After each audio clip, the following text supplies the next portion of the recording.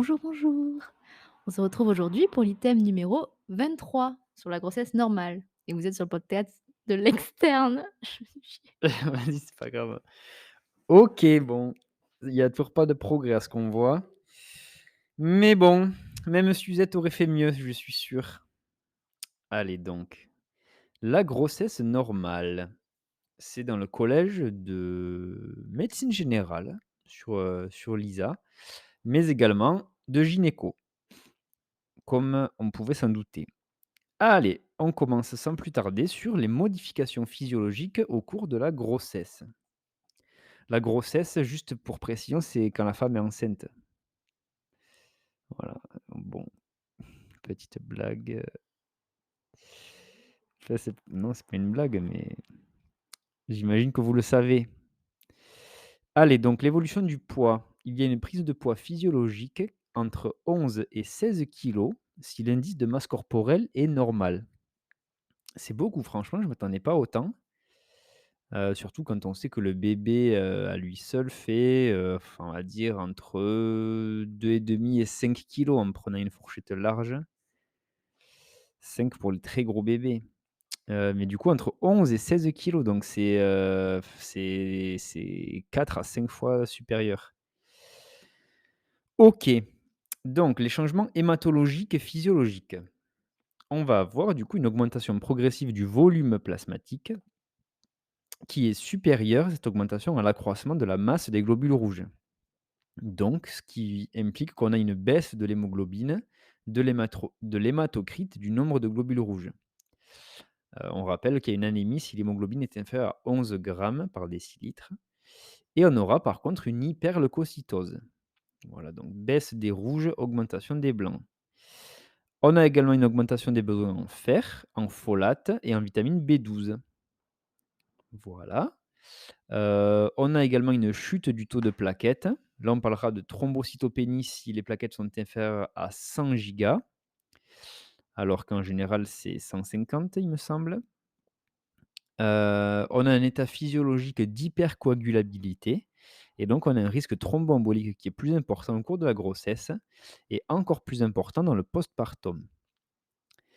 Voilà pour les modifications hématologiques. Ensuite, on a des modifications cardiovasculaires. Là, ça implique une augmentation du débit cardiaque qui est associée à une vasodilatation périphérique.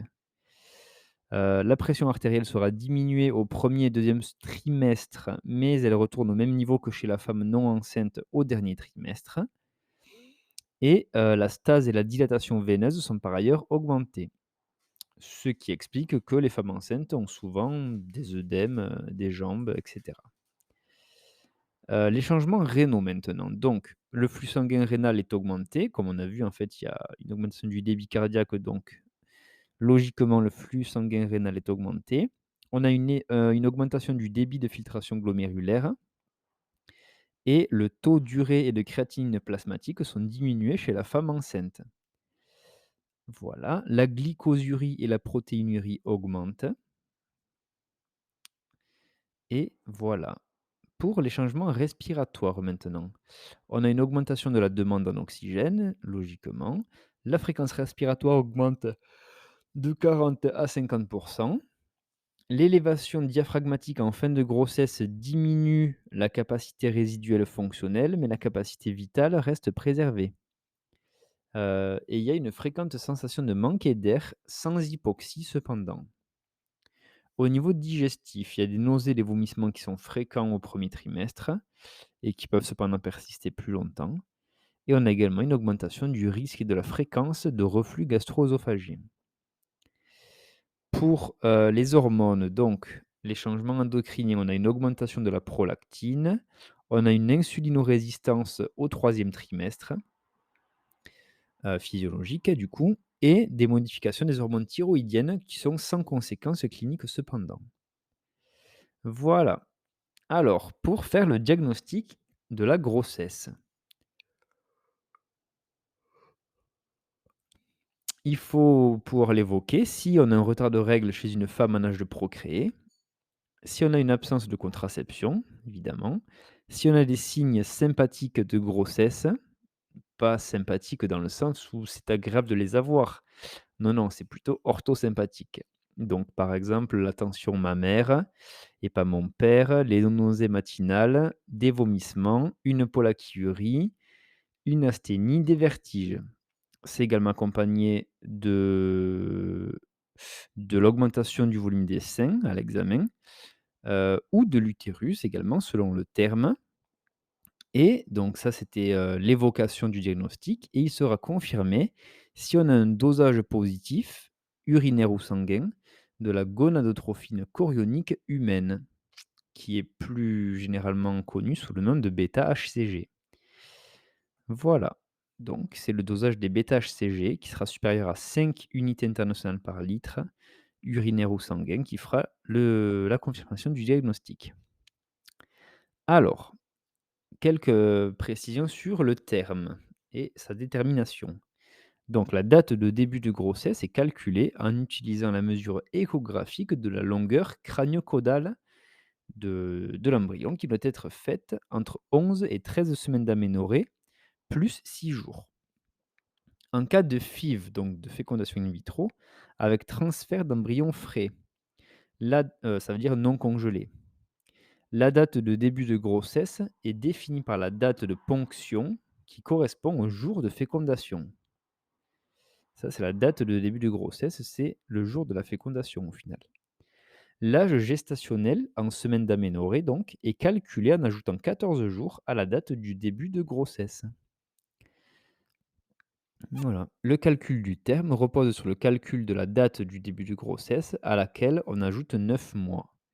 Et ça représente donc 41 semaines d'aménorrhée plus 0 jour. Voilà. Puisque 9 mois, donc on est sur 9 fois 4, 36 semaines.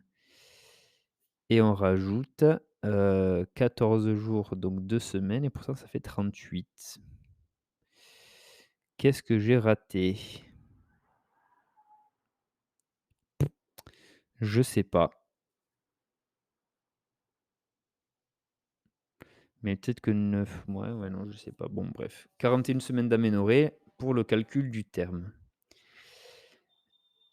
Ensuite, maintenant, les principaux facteurs de risque du début de la grossesse. Donc, lors de la première consultation, on a des facteurs de risque qui peuvent être déterminés et qui entraînent ensuite une prise en charge spécialisée.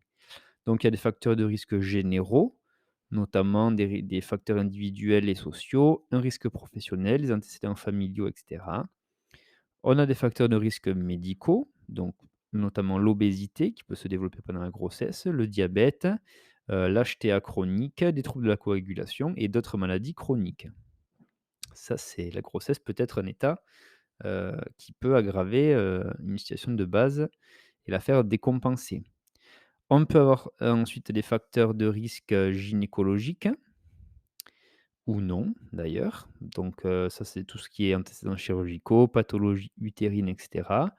Des antécédents personnels qui sont liés à une grossesse ou à l'accouchement précédent. L'exposition à des toxiques, donc, l'alcool, le tabac, des drogues, des médicaments potentiellement tératogènes également. Donc là, il faut, voilà, penser à prévenir les risques liés aux addictions. Et notamment le tabac qui est important à stopper, à faire stopper à la femme enceinte. Et il y a des facteurs de risque infectieux également, notamment, la toxoplasmose, la rubéole, l'herpès génital, la syphilis, la coqueluche, le cytomégalovirus, le VIH, les hépatites et cetera et cetera. Toutes les maladies qui peuvent avoir un impact sur, l'embryon ou le fœtus. Alors, il y a 4 niveaux de suivi qui sont définis par la HAS. Donc, qui sont appelés suivi A, A1, A2 et B. Donc, suivi A, ça c'est lorsque la grossesse se déroule sans situation à risque ou que ces situations relèvent d'un faible niveau de risque. Le suivi régulier peut être assuré par une sage-femme ou un médecin. Donc là, ça peut être médecin généraliste, médecin gynécologue, médical ou obstétricien. Et cela selon le choix de la femme. Le suivi A1, là, c'est lorsque l'avis d'un gynécologue obstétricien et ou d'un autre spécialiste est conseillé.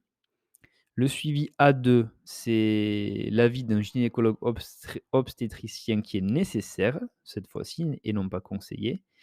Et l'avis complémentaire de notre spécialiste peut également être nécessaire.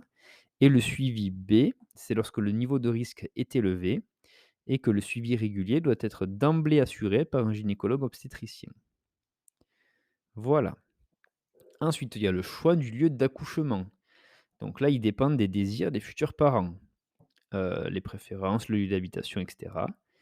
Ça dépend également du risque de la grossesse qui est mis en évidence par l'évaluation en début de grossesse, mais surtout le suivi. Et les maternités sont classées en type et en fonction des besoins maternels. Donc type 1, il n'y a pas d'unité de néonatologie. Type 2, avec une unité de néonatologie, natalogie. Le type 3 avec une unité de réanimation néonatale. Et il y a nécessité de distinguer les besoins de réanimation maternelle des besoins de réanimation néonatale. Voilà, c'est 2 choses différentes, soit la réanimation de la mère ou, du nouveau-né. Alors, pour déclarer la grossesse, parce qu'il y a un peu d'administratif là-dedans. Donc, la déclaration de la grossesse doit être effectuée au cours des 14 premières semaines de grossesse. Donc, si vous avez bien suivi, ça fait 16 semaines d'aménorrhée, auprès de la caisse d'assurance maladie et de la caisse des allocations familiales. Donc ça fait plus ou moins, voilà, 4 mois, 3-4 mois, on va dire. Ça permet de bénéficier des prestations sociales en lien avec la maternité et la déclaration se fait donc le plus souvent après la datation par l'échographie du premier trimestre.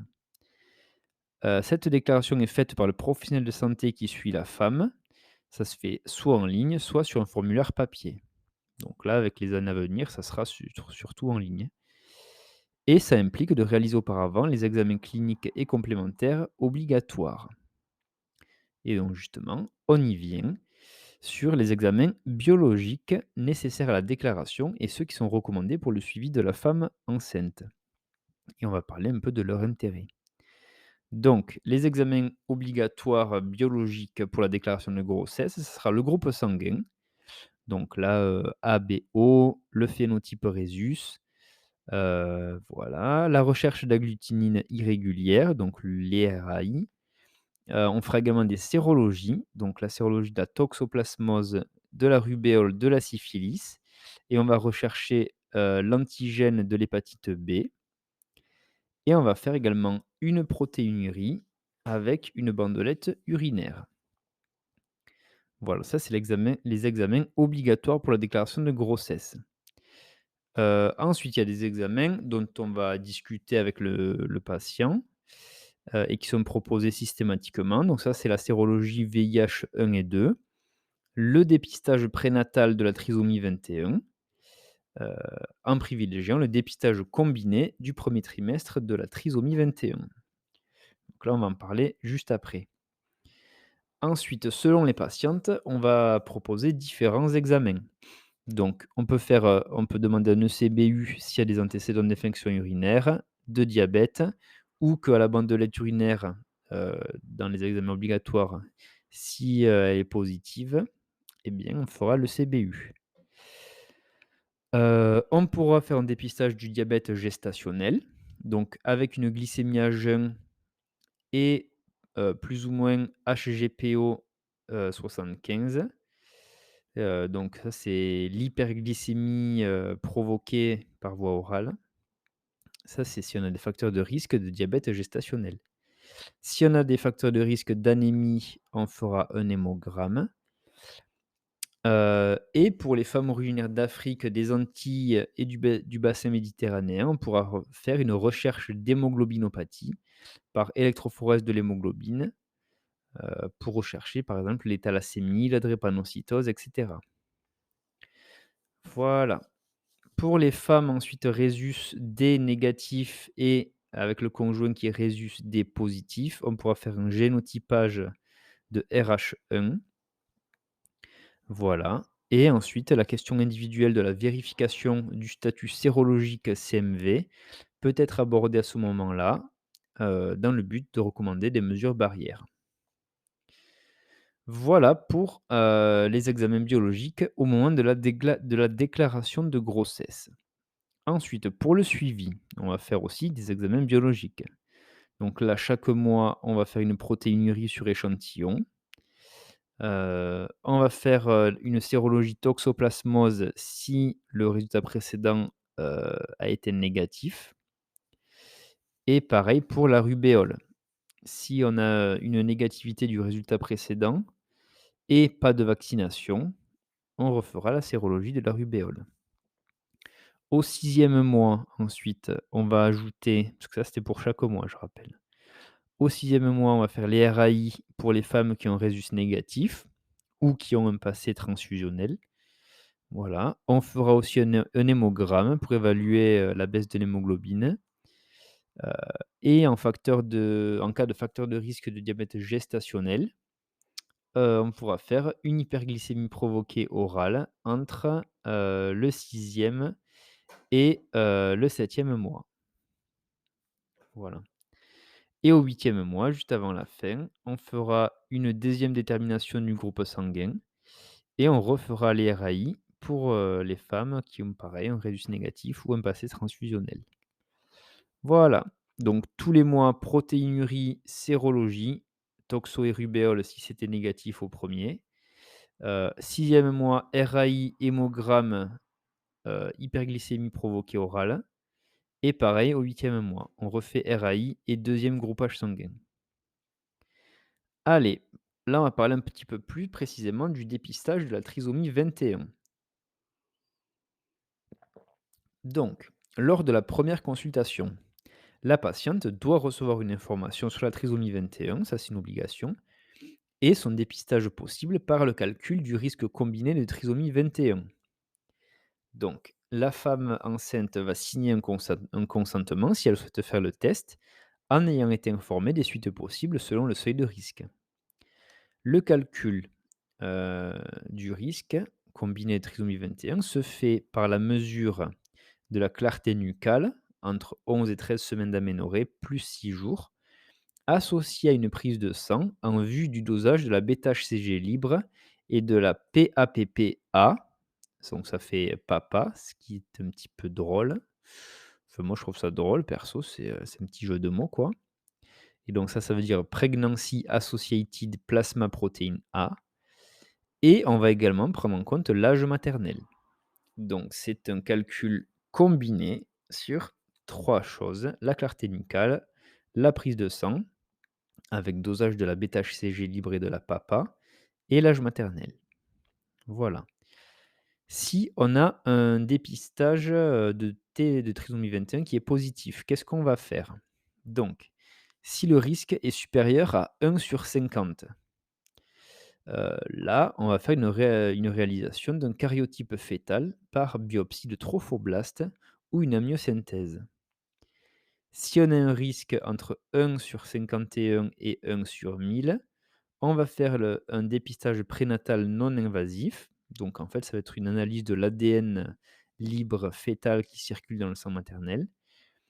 Si on a une demande d'amniosynthèse, ça c'est possible, mais c'est pas remboursé par la sécurité sociale. Et si on a un risque qui est inférieur à 1000, enfin à 1 pour 1000 du coup, il n'y aura pas d'examen complémentaire qui est recommandé et on arrête là le dépistage. Voilà. Allez, maintenant, on va parler un peu plus du suivi de la femme enceinte, le suivi clinique, quand il n'y a pas de complications, puisqu'on est dans le cadre de la grossesse normale. Le suivi comporte 7 consultations obligatoires qui sont donc remboursées par l'assurance maladie. Lors de ces consultations, du coup, ça sera l'occasion de vérifier l'absence de complications, d'accompagner les patientes dans le vécu de leur grossesse en les informant, en répondant à leurs interrogations et en proposant les examens complémentaires à réaliser. Durant les consultations de suivi, on va rechercher plein de choses. Donc, il y aura la recherche des facteurs de stress et d'insécurité. Donc là, notamment les situations de vulnérabilité psychosociale, des cas de violence intrafamiliale, etc. On va rechercher ensuite des métrorragies, de la fièvre, des signes fonctionnels urinaires, des leucorrhées qui seraient d'allure pathologique, des contractions utérines qui seraient régulières et douloureuses, des mouvements actifs fœtaux à partir de 18-20 semaines d'aménorrhée, voilà, et des anomalies du suivi biologique.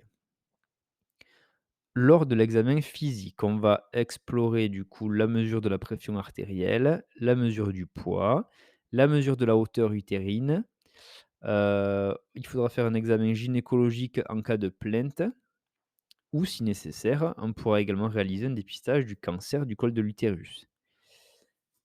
Et ensuite, on pourra également rechercher les bruits du cœur fœtal au Doppler fœtal à partir de 12 à 14 semaines d'aménorrhée, donc à peu près au troisième mois de grossesse.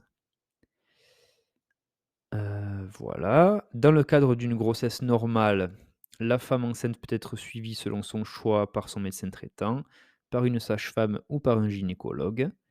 Le suivi de fin de grossesse, donc à compter du 8e mois, est en général assuré par une sage-femme ou un gynécologue de la maternité qui est choisi pour l'accouchement. Voilà. Alors, en parlant un peu plus des échographies obstétricales. Donc, il y a différents termes et différents objectifs de ces échographies dans le cadre du suivi et on va les voir. Donc, il y a 3 échographies de dépistage. Au premier, au deuxième et au troisième trimestre qui sont prévus au cours de la grossesse normale. Il y a la possibilité de refuser ces examens et du coup, ça va être clairement énoncé. Voilà, donc ça, c'est la mère qui va décider. Il faut savoir que ces échographies ne sont pas infaillibles et la principale limite est de ne pas tout pouvoir dépister. Donc, lors de l'échographie du premier trimestre, là, c'est une échographie de datation et de morphologie précoce, entre 11 et 13 semaines d'aménorrhée plus 6 jours. Donc, elle a plusieurs objectifs. Cette écho du premier trimestre, ça va être déjà de dater la grossesse par la mesure de la longueur crânio-caudale de l'embryon. On pourra, lors de cette écho, confirmer la vitalité, identifier des grossesses gémellaires et leur chronicité. On pourra également dépister précocement certaines malformations, par exemple une anencéphalie, des malformations des membres, etc. Et on pourra aussi évaluer le risque d'anomalies chromosomiques, en particulier la trisomie 21, par la mesure du coup de la clarté nucale. Voilà, c'est lors de l'échographie du premier trimestre. Ensuite, l'échographie du deuxième trimestre. Donc là, c'est une échographie morphologique, entre 20 et 25 semaines d'aménorrhée, donc 5e, 6e mois. L'objectif principal est le dépistage des malformations fœtales. Voilà, ça c'est le principal objectif et il n'y en a pas d'autres. Et au troisième trimestre, donc là c'est une échographie de croissance, donc elle se fait entre 30 et 35 semaines d'aménorrhée. Donc 6e, 7e mois. Et elle a comme objectifs principaux de dépister des anomalies de croissance fœtale, de dépister certaines malformations, de vérifier la localisation du placenta et de vérifier la présentation du fœtus. Voilà. Donc maintenant, les motifs de consultation les plus fréquents qui concernent les petits maux des femmes dans le cadre d'une grossesse. Donc, ça va être toute la petite symptomatologie à laquelle il faudra pouvoir heu, donner des réponses. Donc pour les vomissements, il faut savoir déjà que les nausées, qu'elles soient accompagnées ou non de vomissements, surviennent chez plus de la moitié des femmes enceintes. Il n'y a pas d'horaire particulier, ça persiste souvent tout au long de la journée et ces troubles ne s'accompagnent généralement pas d'anomalies physiques ou biologiques. Ils débutent souvent avant la 8e semaine d'aménorrhée et disparaissent spontanément entre la 12e et la 22e semaine. Voilà. Ensuite, il peut y avoir de la constipation, puisque effectivement, sous l'effet de la progestérone, le transit est ralenti, ce qui favorise la constipation. Il peut y avoir des hémorroïdes qui sont liées à la compression des veines du bassin par l'utérus gravide. Gravide, c'est-à-dire, qui contient, un embryon et c'est favorisé également après par l'accouchement. Voilà. Donc il faudra savoir, prendre en charge ces hémorroïdes si c'est trop handicapant. Le reflux gastro-œsophagien, il faut savoir que c'est très fréquent, surtout au troisième trimestre. Il peut y avoir ensuite des crampes qui sont favorisées par la fuite urinaire de magnésium et il y a également des sensations de jambes lourdes qui sont plus fréquentes en raison de la compression pelvienne. Voilà, et ensuite, la douleur et la fièvre doivent être traitées si il y en a en fait, tout simplement. Voilà, voilà. Alors concernant ces, petits maux de la grossesse, on va voir quelles sont les mesures médicamenteuses et non médicamenteuses qu'on peut mettre en place. Parce que comme on peut s'en douter, il ne faut pas vraiment donner de traitement pendant la grossesse parce qu'il y en a beaucoup qui sont contre-indiqués. Donc pour les vomissements, là, des mesures diététiques peuvent être suffisantes. Là, ça sera par exemple fractionner les repas, boire à distance des repas pour éviter de saturer l'estomac. Ça sera en petite quantité et souvent.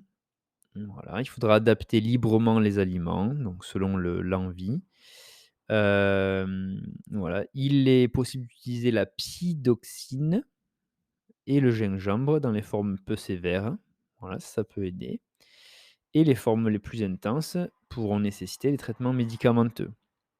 Donc là, ça sera des antiémétiques, tout simplement. Donc, ça sera par exemple les antihistaminiques antagonistes des récepteurs H1, des antagonistes des récepteurs de la dopamine ou des antagonistes des récepteurs sérotoninergiques 5-HT3. Voilà, donc traitement antiémétique si les formes sont très intenses. Pour la constipation, donc là, les mesures non médicamenteuses sont le plus souvent efficaces. Là, ça sera, l'idée d'avoir une hydratation suffisante, un régime riche en fibres alimentaires, une activité physique régulière et c'est seulement en cas d'échec de ces mesures non médicamenteuses qu'un traitement laxatif pourra être proposé. Pour les hémorroïdes, donc là, les mesures non médicamenteuses et le traitement de la constipation sont utiles déjà pour, gérer ce problème-là. Un traitement local à base de lubrifiant ou d'anesthésique locale permet parfois d'obtenir un soulagement. Et quand un médicament, est nécessaire, le paracétamol semble avoir la meilleure balance bénéfice-risque.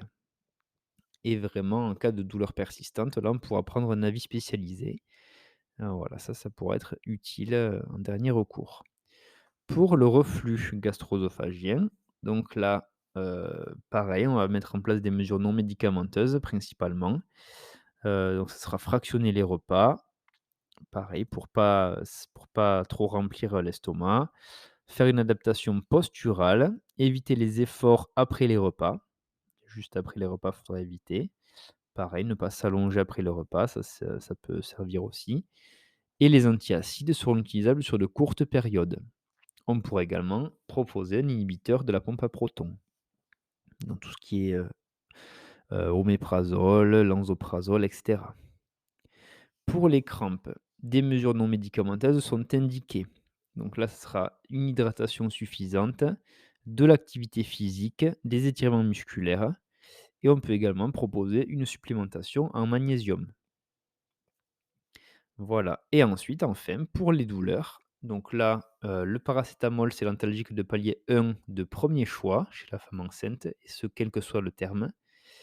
Il faut savoir que tous les AINS sont contre-indiqués à partir de 24 semaines d'aménorrhée, donc à partir du 6e mois, y compris l'aspirine, sauf quand elle est à dose antiagrégante, donc à petite dose.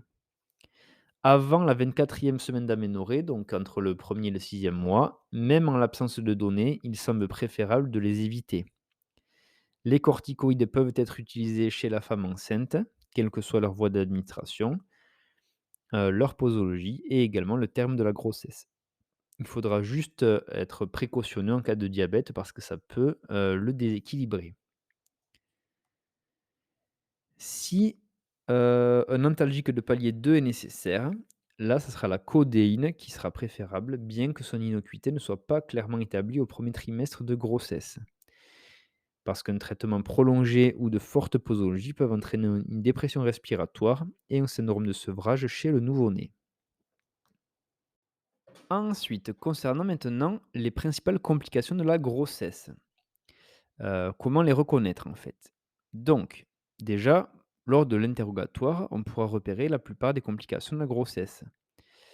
Donc là, ce sera par exemple les mouvements actifs fœtaux, savoir s'il y a des pertes de liquide amniotique, des céphalées, des œdèmes, des phosphènes ou des acouphènes, des métrorragies, des leucorrhées, des contractions utérines, des douleurs pelviennes, et cetera. Enfin, tout ce que la femme peut nous décrire, et qui serait un peu anormal. À l'examen clinique, on peut également déceler des complications, donc par exemple avec, la hauteur utérine, l'examen au spéculum ou au toucher vaginal en fonction des signes fonctionnels. Donc si on a des métrorragies au premier trimestre, là, ça peut être une menace de fausse couche ou une fausse couche, mais également, une grossesse extra-utérine. Si, on en retrouve au deuxième ou au troisième trimestre là, donc ça veut dire que le placenta peut être inséré bas ou on peut également avoir, un hématome rétroplacentaire. Donc là, on va demander un avis en urgence, voilà pour éliminer toutes ces complications-là.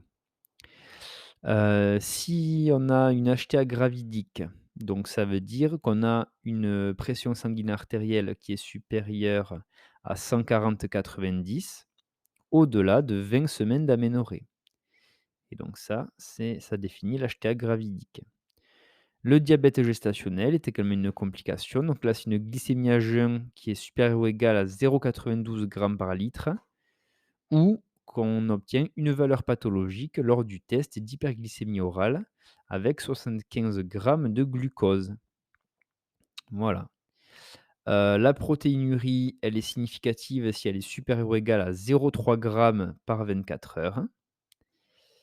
Voilà. Les œdèmes, donc ça, c'est un signe classique de fin de grossesse aux membres inférieurs, mais il faut faire attention parce qu'ils peuvent aussi être associés à la prééclampsie, surtout si les œdèmes touchent les mains ou le visage. Voilà, donc si ça reste aux jambes, c'est pas très inquiétant. Par contre, si on en a aux mains ou au visage, là, ça peut faire penser à la prééclampsie. Les contractions utérines, elles sont considérées comme physiologiques en fin de journée et si elles sont inférieures à 10 fois par jour. Par contre, si elles sont régulières et douloureuses, elles doivent faire rechercher une menace d'accouchement prématuré. Voilà. Ensuite, du coup, en fonction de la hauteur utérine, si elle est faible, ça peut faire penser une petite taille pour l'âge gestationnel ou un retard de croissance intra-utérin et donc là, on pourra confirmer le diagnostic par l'échographie et si on a une absence de mouvement actif après 20 semaines d'aménorrhée, donc après le 5e mois, là, ça doit faire, consulter en urgence. Voilà, pour évaluer, l'état, du fœtus, tout simplement. Allez, ensuite, on parle un peu plus concrètement du coup de la naissance et notamment du projet de naissance. Donc, heu, donc la rédaction du projet de naissance, voilà, va permettre, au couple, d'être orienté vers l'entretien prénatal précoce et la préparation à la naissance. Donc, on va faire un entretien soit individuel, soit en couple, qui sera proposé systématiquement à chaque femme enceinte autour du 4e mois de grossesse. Il peut avoir lieu plus précocement ou plus tardivement si le besoin est exprimé. Cet entretien fait partie des séances de préparation à la naissance. Il s'agit de la première séance de la préparation à la naissance et à la parentalité, qui comprend au total 8 séances. Donc, l'entretien peut être fait par une sage-femme ou un médecin formé à ce type d'entretien. Il faut savoir que ça dure environ 45 minutes. La rédaction par la femme ou le couple d'un projet de naissance est proposé et ce projet de naissance représentera la conjonction entre les aspirations de la femme et du couple et l'offre de soins de la maternité. Ça inclut donc l'organisation des soins avec le suivi médical et la préparation à la naissance et à la parentalité, les modalités d'accouchement, les possibilités de suivi pendant la période postnatale, y compris les conditions d'un retour précoce à domicile et les recours en cas de difficulté. Alors, il faudra aussi intégrer la dimension psychosociale au suivi de la femme enceinte et du couple. Voilà, donc là, pourra se faire au cours du suivi de la grossesse, de l'entretien prénatal précoce et de la préparation à la naissance. Et donc ça sera autant d'occasions de repérer les situations de vulnérabilité sociale ou psychologique et de permettre l'organisation d'un suivi coordonné autour de la femme ou du couple. Voilà. Concernant la couverture sociale de la patiente pendant la grossesse, donc du premier mois au cinquième mois de la grossesse, les frais médicaux et pharmaceutiques sont remboursés au tarif habituel de la sécurité sociale. À partir du premier jour du sixième mois de la grossesse et jusqu'à 12 jours après l'accouchement, là, la prise en charge, elle est de 100 au titre de l'assurance maternité. Et ça concerne tous les frais médicaux remboursables, qu'ils soient en rapport ou non avec la grossesse, ainsi que les frais pharmaceutiques. La consultation postnatale à 6-8 semaines est également prise en charge à 100. La durée du congé maternité, elle est aménagée en fonction de la situation familiale de la salariée enceinte. Si la femme est salariée ou allocataire de Pôle emploi, elle peut bénéficier d'une indemnité journalière pendant son congé maternité, sous réserve de remplir les conditions requises. Voilà, ça sera à voir du coup, même avec une assistance sociale, et cetera. Alors, il faut connaître l'existence des violences obstétricales. Donc là, qu'est-ce que c'est? En fait, ce sont des pratiques exercées volontairement ou pas par les soignants, qui peuvent être violentes ou vécues comme telles par la femme lors de son accouchement. Il y a 7 types de violences qui peuvent être distinguées. Donc les violences physiques, les violences sexuelles, les violences verbales, la stigmatisation et la discrimination. Donc là, ça va être tout ce qui est sexisme, racisme, homophobie, grossophobie, et cetera. Le non-respect des standards de soins, donc là, des actes inappropriés, par exemple, ou du non-consentement. Un mauvais rapport entre les femmes et les soignants et des mauvaises conditions et des contraintes, dues au système de santé ou à son organisation. Et donc ça a des conséquences, ces violences, à court terme et à long terme. Donc à court terme, ça sera, des douleurs, des craintes, et cetera. Et à long terme, ça pourra être un facteur favorisant d'états de stress post-traumatique, de la peur de l'accouchement ou de soins gynécologiques. Ça pourrait également donner une image corporelle négative selon les cas et également un sentiment de déshumanisation. Voilà, eh bien on a terminé l'épisode sur la grossesse normale. J'espère que ça vous a plu, que ça vous a motivé même je dirais au fait d'avoir, un bébé tout simplement, si vous n'en avez déjà pas eu. Et puis, voilà, quand vous serez médecin, ça sera l'occasion de mettre en application tout ce que vous avez appris ici et de mener à bien, le suivi de la grossesse, chez toutes les femmes que vous serez amenées à suivre. Voilà, eh bien, je vais arrêter l'enregistrement et aller me coucher car il est tard et que demain est un nouveau jour. Allez, bonne journée à tous. Bonne, fin de semaine et bon week-end, car l'épisode sort vendredi matin. Et puis, révise bien et prends soin de toi comme d'habitude. Ciao, ciao.